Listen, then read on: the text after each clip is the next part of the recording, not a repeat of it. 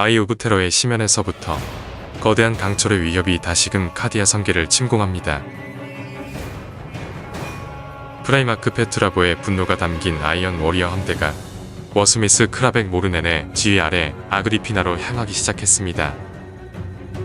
오늘 설정 영상은 아이 오브 테러, 강철의 지배 스토리입니다. 워마스터 아바돈은 카디아를 함락시키며 대균열 시대를 열었지만 강철의 군주 데몬 프라이마크 페트라보만은 아바돈의 성과를 다르게 보고 있었습니다. 그는 아바돈이 놈의 아버지만큼이나 성급하고 무모하기에 결국 무너질 것이라 생각했으며 자신만의 거대하고 웅장한 계획인 무한의 성체를 수천 년간 설계해왔습니다. 무한의 성체는 그가 오랜 세월 설계한 거대한 규모의 성간 요새 네트워크망으로 은하계의 핵심 행성들을 악마의 요새로 구축하여 테라로 향하는 성간 포위망을 건설하는 것이었습니다. 아이언 워리어가 자랑하는 강철의 인내와 분노 아래 페트라보의 무한의 성체는 불가피한 기세로 아이 오브 테러 바깥으로 확장하며 점차 테라의 숨통까지 조이게 될 것이었습니다. 최후의 태양계를 강철의 성벽 아래 완전히 포위하게 되면 워프와 현세 사이의 혼란 속에서 페트라보가 직접 자신의 군단과 워프의 악마들을 이끌며 테라를 완전히 정복하게 될 것이었지요.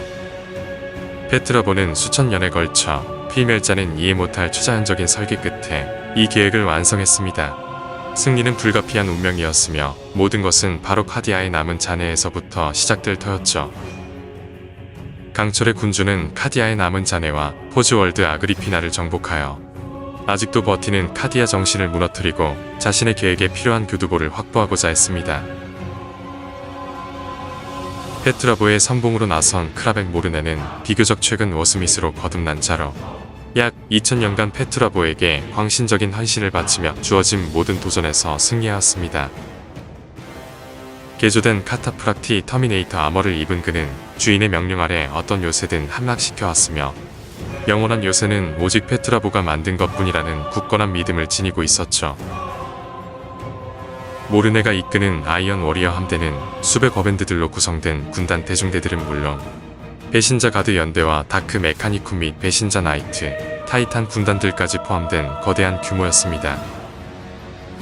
게다가 철의 군주는 영혼 대장간의 주인인 바시토르 아키페인과 거래하여 포즈월드 아그리피나 행성을 그에게 넘겨주는 대가로 비밀스러운 도움을 받기로 계약하였지요. 바시토르는 아바돈과의 기존 거래를 넘지 않는 선에서 철의 군주를 돕기로 약속했습니다. 그러나 도대체 그가 왜 아그리피나 행성을 원하는지 그리고 대가로 줄 도움이 무엇인지는 누구도 몰랐죠. 한편 계획의 시작점이 될 카디아 성계는 아바돈의 승리 이후 파괴된 악마 행성으로 전락했고 카오스로드 콴이 이끄는 블랙 리전이 남겨진 지표면에서 녹틸리스 광물을 채굴하고 있었습니다. 카디아 성계는 카디아 파괴 이후부터 워프적 소란과 왜곡으로 혼란스러웠기에 콴은 크라벡 모르네가 이끄는 아이언 워리어 대함대의 침공을 뒤늦게 눈치챘습니다. 곧 바시토르가 심어둔 정보 악마들의 첩보를 바탕으로 아이언 워리어 침공선들이 쏟아졌고 그들은 블랙 리전의 녹틸리스 채굴장을 침공하며 수비대를 혼란스럽게 만들었습니다. 콴은 워마스터의 이름으로 아이언 워리어에게 공격을 중단하라고 격렬히 요구했지만 대답 대신 돌아오는 건 무자비한 궤도 폭격과 비웃음 뿐이었습니다. 워마스터의 군대는 설령 자네더라도 카디아를 아이언 워리어에게 순순히 넘겨줄 생각이 없었고 곧 블랙 리전 헬드레이크와 걸십들이 쏟아지고 방어군이 집결하며 침략자들에 맞섰습니다. 쏟아지는 대공포망과 데몬 엔진과 볼터건 사격 아래 수백 아이언 워리어들이 포화 속에 쓰러졌습니다. 그럼에도 적들이 분 단위로 접근하자 콴은 혼란 속의 대응책을 마련했습니다. 그는 내키지는 않았으나 사악한 아스트로페스 의식으로 아바돈에게 침공 소식과 지원 요청을 전송했고 비축한 녹틸리스 광물을 사용하여 소설어들의 의식을 통해 워프 폭풍을 불러냈습니다. 곧 워프 광풍이 카디아의 남은 지표면을 휩쓸며 피, 고름, 플라즈마 색상이 하늘을 가로질렀습니다. 대륙 크기의 악마 얼굴이 나타나고 아이언 워리어 수송선들이 워프 번개를 맞고 살덩이가 되어 폭발했습니다. 저궤도에서 포탄을 쏟아내려던 아이언 워리어 전함도 촉수 유령들의 공격을 받아 워프로 삼켜졌습니다. 침략자들이 주춤거리자 콴은 포제스드 마린들을 앞세워 진지에서 벗어나 반격을 개시했습니다. 악마가 빙의된 자들인 포제스드 마린들은 워프 폭풍으로 더욱 강화되어 있었고 그들의 뒤를 따르는 바이커와 라이노, 헬드레이크가 아이언 워리어의 전선을 돌파했습니다. 그들은 혼란을 틈타 행성을 벗어나 워마스터의 지원군이 올 때까지 게릴라를 펼칠 생각이었습니다. 그러나 아이언 워리어의 수장 모르네는 이미 적의 대응을 미리 시뮬레이션에 두었지요. 몇 주 전에 이미 기술 마법으로 은폐한 아이언 워리어 선봉대가 행성에 잠입해 있었습니다. 그가 명령을 내리자 하복들의 화력 지원 아래 바이커와 랩터 마린들이 퇴각하는 블랙 리전에게 쏟아졌죠. 마침내 모르네 본인이 수십 카오스 터미네이터들을 이끌면서 자신에게 비난을 퍼붓는 콴을 습격했습니다. 콴은 맹렬하게 저항했으나 모르넨의 썬더해머 최후의 논쟁이 그의 머리를 파괴하며 논쟁을 끝냈습니다. 남은 블랙 리전들은 항복 대신 워마스터에게 마지막 맹세를 외치며 저항했습니다. 아이언 워리어들은 그들 모두를 남김없이 살해한 다음 주변 우주지역까지 구축했지요. 그리하여 카디아 성계는 아이언 워리어의 것이 되었고 페트라보의 장엄한 설계에 따라 대규모 요새화가 시작되었지만 프라이마크의 대계획은 이제 막 착수되었을 뿐이었지요. 카오스 군단들이 카디아 잔해를 두고 싸우는 동안 카디아와 이웃한 제국령 성계들은 조만간 찾아올 대적의 군세에 대비하여 최고 수준의 방어 태세를 유지하고 있었습니다. 카디아 함락 직후 일명 네오 카디아라는 대규모 명령이 시행되었습니다. 이는 유사시 카디아를 대체하여 카디아 관문 일대에 일련의 요새 행성들을 구축하는 작전이었지요. 이에 따라 카디아의 이웃 행성들 일대에서 대규모 모병 및 훈련과 행성 요새화가 진행되었고 치열한 전투에서 살아남은 카디아 병사들 또한 이러한 네오 카디아 행성들에 재배치되었지요. 그리하여 이 요새 행성들은 산산조각난 카디안 관문의 마지막 보루로 거듭났습니다. 광기의 경류에 맞서는 바위요새가 되어 끝없이 밀려드는 침략자로부터 제국을 수호하게 되었지요. 비록 카디안 관문은 파괴되었지만 충성스러운 제국 수호자가 한 명이라도 남아있는 한 이 성간 방어선은 끝까지 유지되어 끝없는 침략의 물결을 막아낼 각오가 되어 있었습니다. 가장 견고한 네오 카디아 중 하나는 카디아 관문의 입구 지점에 토로스 테르티움 행성이었습니다. 카디아 관문 붕괴 당시 가장 많은 가드맨 생존자들이 유입되며 전례 없이 강화된 행성이었죠. 이후에도 행성은 월드 이터, 알파리전 워밴드의 침공을 막아내며 네오 카디아의 상징이 되었는데 아이언 워리어 함대 접근 소식이 들려오자 전설적인 카디아 영웅까지 행성에 도착했습니다. 바로 전설적인 카디아 영웅 크리드의 딸 우르술라 크리드였습니다.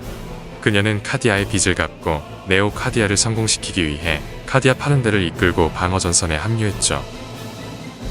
우르술라 크리드는 크리드의 딸로 인도미투스 성전 시기에 이미 뛰어난 지휘관으로 명성이 높았습니다. 또한 그녀는 길리먼 본인의 명령을 받아 네오 카디아 방어선 구축 작전의 중심으로 활약했지요. 곧 모르네가 이끄는 아이언 워리어 함대가 마치 공성추처럼 토로스 성계를 공격했습니다. 블랙 리전을 상대할 때의 교활함 대신 피멜자에 대한 경멸이 담긴 대담하고 직설적인 공격이었죠. 테르티움 행성의 궤도 방어요새와 함대는 6시간 동안 처절히 저항한 끝에 함락되었지만 행성 지표면에 수많은 레이저와 핵무기 경납고가 불을 밝히며 카오스 함대를 강타했습니다. 행성 대기권으로 잔해가 비처럼 쏟아지고 우주에서는 요새와 전함이 불타며 침몰했습니다. 그러나 결국 아이언 워리어가 착륙 지점을 확보하는 것을 막지는 못했지요. 그러나 우르슐라 크리드는 카디안 기갑 및 기계화 보병부대 배치로 착륙 지점을 순식간에 포위했고 막대하고 체계적인 야폭 폭격으로 행성에 상륙한 아이언 워리어들을 오히려 궁지로 몰았습니다. 모르네는 적 지휘관의 눈부신 반응에 존경까지 품게 되었지만 궤도의 물량 지원은 끝이 없었습니다. 착륙 지점이 점점 늘어나며 더 많은 군단병과 데몬 엔진, 카오스 타이탄들까지 굉음과 함께 상륙했죠. 곧 지표면의 가장 강력한 요새이자 총독과 크리드가 방어를 지휘하는 혐오의 탑까지 포위당했습니다. 곧 다크 메카니쿰의 생체기계 야포가 탑을 포격하고 반역자 타이탄들의 막강한 공격이 쏟아졌습니다. 거대한 제국 측 요새를 향해 반역자 가드 포병대가 외곽 방어시설과 참호의 일대 포격을 가하고 아이언 워리어 군단원들이 지뢰와 철조망을 뚫고 전진하며 요새벽의 통행로를 구축하려 했습니다. 그러나 우르슐라의 지휘 아래 가드맨들은 반격과 사보타주 작전을 이어가며 버텼습니다. 또한 호크슈라우드 가문의 데스트리의 나이트들은 아이언 워리어의 공격을 3번이나 격퇴했죠. 데스트리의 나이트들은 비교적 작은 몸체에도 불구하고 뒤편의 로켓 엔진을 활용하여 적 침략자들이 반응 못할 속도로 돌진하여 적 야포 기계들을 파괴하고 후퇴하며 큰 업적을 세웠지요. 야포와 타이탄들의 포격이 10일째 되는 날 요새벽의 틈이 발생하자 본격적인 공격이 시작되었습니다. 반역자 초중전차들을 선두로 디파일러와 포지핀드 및 랜드레이더들이 방어선으로 쏟아졌습니다. 균열을 넓히기 위해 모르네는 디파일러 등 수많은 데몬 엔진과 카오스 전차들을 쏟아냈으나 무시무시한 적들 앞에서도 가드맨들은 불굴의 의지로 끝까지 방어선을 사수하며 저항했습니다. 지옥의 무기로 무장한 디파일러들조차 방어선을 넘지 못하고 지속된 중화기 사격에 쓰러졌습니다. 심지어 나이트들의 합공으로 베인로드 타이탄 레퓨그나 버미스가 쓰러지며 반경 400m를 초토화시켰죠. 전설적인 영웅의 딸인 크리드가 전선에서 직접 열정적인 연설과 지휘로 방어자들의 용기를 북돋았고, 크리드로 뭉친 가드맨들은 평범한 인간이 가질 수 있는 가장 단단한 용기와 투지로 버티며 방어선을 사수했죠. 제국 측 방어의 심장에는 카디아 파란데가 있었습니다. 파란데는 아버지 크리드의 연대이기도 했죠. 지금의 카디아 파란데는 행성 몰락의 생존자와 신병들로 카디아와 크리드에게 죄책감을 지니고 있었습니다. 우르술라는 실패는 숫돌이기에 카디아의 검은 영원히 날카로울 것이라 연설하며 장병들을 독려했습니다. 카디아 파란데는 모든 방어작전에서 놀라울 정도로 헌신적으로 그녀의 명령을 수행하였지요. 지속된 포격은 성벽의 균열을 만들고 온갖 끔찍한 전쟁기계와 카오스 마린들이 그곳으로 쏟아졌습니다. 그러나 지옥의 공성전차와 전쟁기계, 카오스 마린들조차도 가드맨들의 의지의 균열을 만들지 못했습니다. 초중전차들을 앞세워 요새 동쪽을 노린 반역자 가드 연대들의 공격은 카디아 파란데의 반격에 저지당했고, 디파일러와 포지핀드들을 앞세운 워스미스 바쿠르의 공격은 방어자들의 집중된 화력에 성벽 아래서 기세를 잃었죠. 오직 모르네의 공격만이 요새 균열을 넘어 부사령부 요새로 향하는 돌파구를 마련했지만 곧 카오스 측 통신망에서 공황에 빠진 보고들이 쏟아지기 시작했습니다. 마침내 희망이 행성에 상륙했습니다. 검정과 노란 3개 대형 건쉽들이 임펄서, 리펄서, 글래디에이터의 마린 전차들과 드레드노트들을 지표면에 상륙시켰습니다. 임페리얼 피스트의 중대장 다니스 라이센더가 이끄는 임페리얼 피스트 공성부대가 상륙했고, 그들과 함께 블랙 템플러의 카스텔란 즈바일란트가 성전사들을 이끌며 이단들을 공격했습니다. 원래 이 마린들은 토로스 성계의 이웃인 벨리스 코로나의 해군 기지 방어에 배치되었으나 토로스 침공 소식이 접수되자 라이센더는 두 요충지 사이에서 갈등했습니다. 이때 블랙 템플러의 즈바일란트가 고대부터 전해진 프라이마크 돈의 성전군 서약을 상기시켰습니다. 페트라보의 자식들은 언제 어디서든 추격하여 파괴하겠다는 맹세로 그렇게 이들이 도착하게 되었지요. 선명한 노란색의 반중력 전차들이 반역파 전쟁 기계들을 관통하며 순식간에 전세가 바뀌었습니다. 반격의 기회가 온 것을 포착한 크리드가 우렁찬 명령을 내리자 밀리타룸 연대들 또한 반격에 나섰죠. 막대한 피해를 입을 위기에 처하자 모르네는 일단 포위 상태만 유지하면서 후퇴를 택했습니다. 페트라보의 시간표는 가혹했기에 애초부터 그는 행성이 포위되는 것만 보고 떠날 생각이었습니다. 행성은 다음에 찾아올 후속 증원군에 의해 천천히 무너질 터였습니다. 모르네가 원하는 진짜 목표는 카디아 근처에 위치한 포즈월드, 바로 아그리피나 행성이었습니다.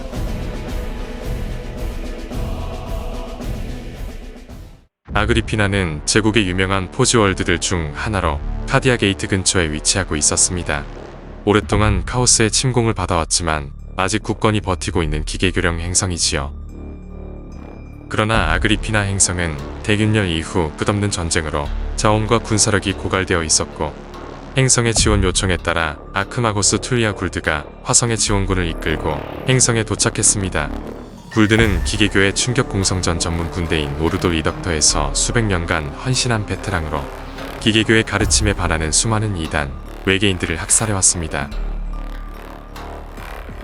벨리사리우스 카오를 포함한 다른 동료들은 그녀가 오직 전쟁 지식만을 추구한다고 지적하지만, 그녀는 외교와 실험의 자원을 낭비하면서 적들을 살려두는 그들이야말로 낭비라 비난했지요. 굴드와 함께 옥스큐러스 전투함대와 기계교의 동반자인 아이언핸드 챕터의 함대도 찾아왔습니다. 아이언 파도 카녹 바르가 이 차가운 논리와 분노의 초인 전사들을 지휘하고 있었지요. 카녹 바르는 챕터에서 가장 연로한 전사 중 한 명으로 온몸을 철저하게 개조한 사실상 기계인 전사입니다. 그는 고대의 논리 엔진 세레브렉스와 첨단 서고 스컬들로 모든 정보를 초인을 초월한 속도로 분석할 수 있죠. 카녹 바르의 아이언 핸드 함대와 함께 기계교에 충성하는 각종 나이트 가문들까지 방어에 합류했고, 덕분에 아그리피나 행성은 카디아 함락 이후 최상의 방어선을 구축하게 되었습니다. 한편 모르네는 아그리피나 성계와 이웃한 세 개의 성계를 약탈하고 파괴한다. 암흑신들에게 재물을 바쳐 워프항로를 뒤흔들어 아그리피나를 고립시켜 포위하고 정복할 생각이었습니다. 지속적이고 예상보다 피해가 컸던 소모전으로 세 개의 성계를 동시에 침공하기가 어려웠지만 페트라보가 초자연적인 예측으로 보낸 증원함대가 합류하며 마침내 압도적인 전력이 모였습니다. 얼마 안가 아이언 워리어 함대가 아그리피나의 이후 성계 3개를 전부 침공했다는 소식이 접수되었고, 굴드는 이것이 아그리피나를 고립시키려는 설계임을 깨닫고 적의 규모와 야심에 감탄과 경멸을 보냈습니다. 그녀는 세 개의 성계들 중 하나인 올라이드로스에서 침략자들을 역으로 침공하는 대담한 계획을 수립했습니다. 다수가 무모함을 경고했지만 그녀는 최소한 하나의 보급로를 지켜서 행성의 고립을 막아야 한다며 계획을 강행했죠. 모르네는 기계교 측이 이기적이고 방어적인 태도를 취할 것이라 예상하고 있었지만, 이미 굴드와 아이언핸드 연합함대는 그가 예상보다 일찍 구라이드로스 성계로 이동하고 있었지요. 성계의 수도인 델포스 행성은 이미 대대적인 카오스 침공 아래 일부 하이브 도시가 함락된 상태였습니다. 이때 기습적으로 나타난 제국 함대는 반역자 함대와 충돌하며 궤도를 우주전으로 불태웠습니다. 그동안 엄청난 수의 스키탈이 기계교 충성기사 가문들과 타이탄, 오디나투스 엔진들까지 상륙했고, 제국 군대들은 밤낮 없이 수일간 지표면에서 이단 군대들을 불태우며 전진했습니다. 굴드의 압도적인 초반 공습 아래 행성 남부 도시 및 광산들에서의 전투가 제국 측의 승리로 끝나자 펄을 찔린 모르네는 행성의 수도 하이브인 하이세크를 노리고 대규모 기갑부대 공격을 개시했습니다. 궤도의 카오스 함대 어머 사격 아래 헬드레이크와 헬블레이드 전투기 무리들이 하늘을 가리고 수십 반역자 가드 연대와 초중 전차, 카오스 나이트와 데몬 엔진 무리들이 진군했습니다. 다크 메나니쿰의 온갖 흉측한 전쟁기계 무리들 뒤편으로 레기오 모르티스, 프레안, 불투르메, 강력한 카오스 타이탄들까지 포함된 거대한 파멸의 군대가 수도를 향해 거침없이 접근했죠. 굴드는 움츠러드는 대신 진경로 중간의 고원지대를 요새화시키고 모든 군대를 집결시켰습니다. 동시에 진격하는 카오스 군대들을 향해 가능한 모든 행성 포병대를 동원하여 폭격을 쏟아내었습니다. 지속되는 폭격으로 적 군대의 진격이 지연되고 타이탄까지 쓰러지자 굴드는 공격을 지시했습니다. 스키타리와 나이트, 충성파 타이탄들과 아이언핸드 마린들이 2단 군대와 충돌했지요. 오디나투스 엔진과 타이탄이 지축을 흔들며 전진하여 막대한 폭풍을 쏟아냈습니다. 타이탄이 만들어낸 거대한 불길이 수백 2단과 수십 전차를 파괴했지만 그 이상의 적들이 쏟아졌지요. 여러 기계교파 가문의 나이트 랜스 부대들이 배신자 가문들의 카오스 나이트 랜스 부대들과 충돌했고, 한편에서는 거대한 디파일러와 데몬 엔진들이 스키타리들을 갈아버리고 찢고 학살했습니다.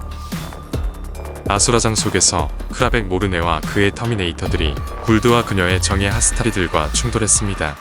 타이탄들이 서로 화력을 교환하고 전차들이 충돌하는 대종말의 한복판에서 두 전쟁 군주들이 서로 맞붙었죠. 굴드는 자신의 사격 지점으로 적들을 유인하여 기습적인 사격으로 큰 피해를 입혔습니다. 스키타리와 각종 기계교 전차들의 화력 아래 뮤틸레이터와 오블리레이터 다수가 녹아버렸죠. 그러나 모르네와 그의 터미네이터들이 랜드레이더를 앞세워 불굴의 의지로 기계교 대형을 돌파했고, 곧 모르네 본인과 굴드가 서로의 무기를 휘두르며 운명의 전투를 펼쳤습니다.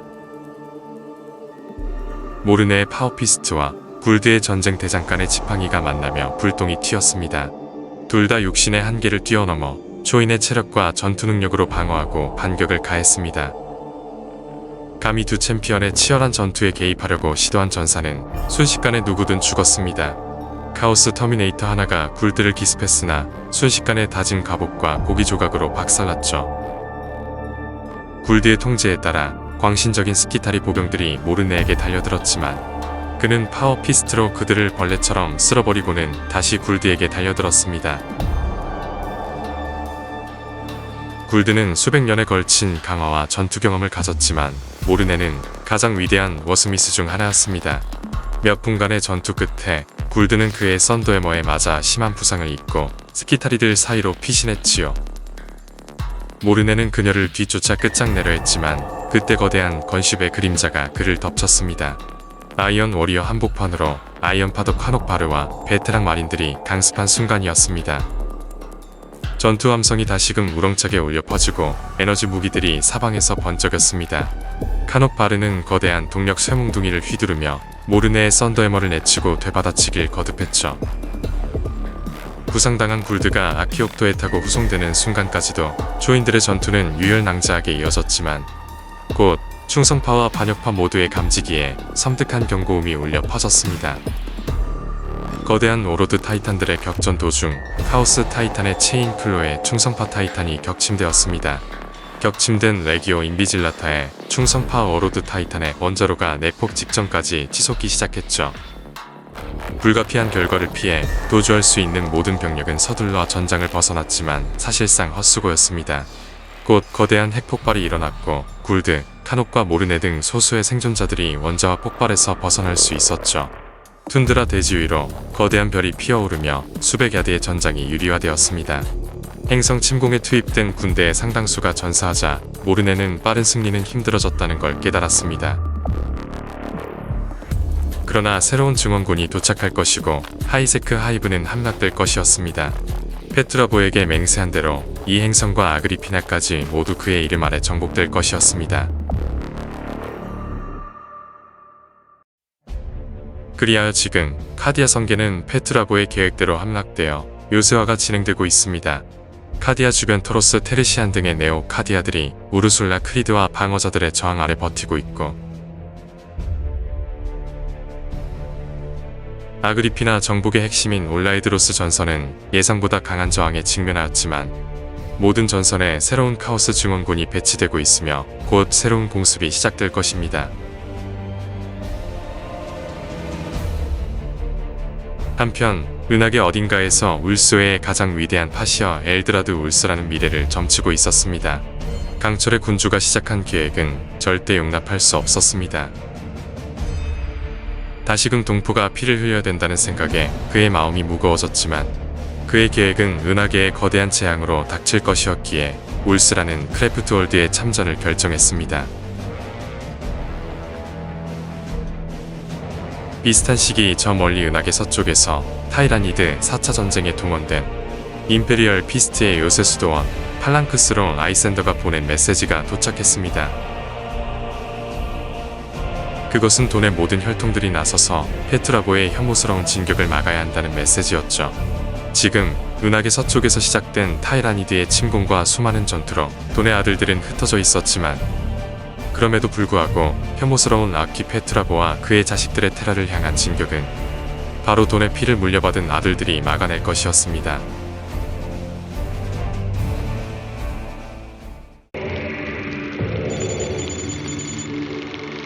자, 이번 주의 설정 영상은 아이 오브 테러 캠페인 북 레인 오브 아이온의 그런 스토리였습니다. 이 책 같은 경우에는 총 3권의 분량으로 구성되어 있는데 그 중에서 한 권이 스토리 분량이고 나머지 2권은 미니어처 게임을 캠페인 내러티브로 즐기는 데 필요한 책 2권. 총 가격은 10만원이었습니다. 펌포지 기준. 그래도 지난번보다 만원은 낮아졌네요. 아무튼 뭐 읽고 나서 소감을 말씀드리면은 일단 지난번 구매했었던 마일스트롬 책보다는 뭐 훨씬 더 스토리면이라던가 구성면에서 좀 더 알차서 괜찮았다. 하지만 그래도 역시 10만원이라는 가격은 세죠. 솔직히 이 정도 이런 스토리만 딱 놓고 보면은 솔직히 한 5만원 정도 해도 되지 않나 그런 생각이 듭니다. 5만원도 사실 비싸긴 하죠. 옛날에 코덱스가 3만원 하던 시절도 있었는데 말이죠. 참 좋을 때였는데. 아무튼 뭐 그렇습니다.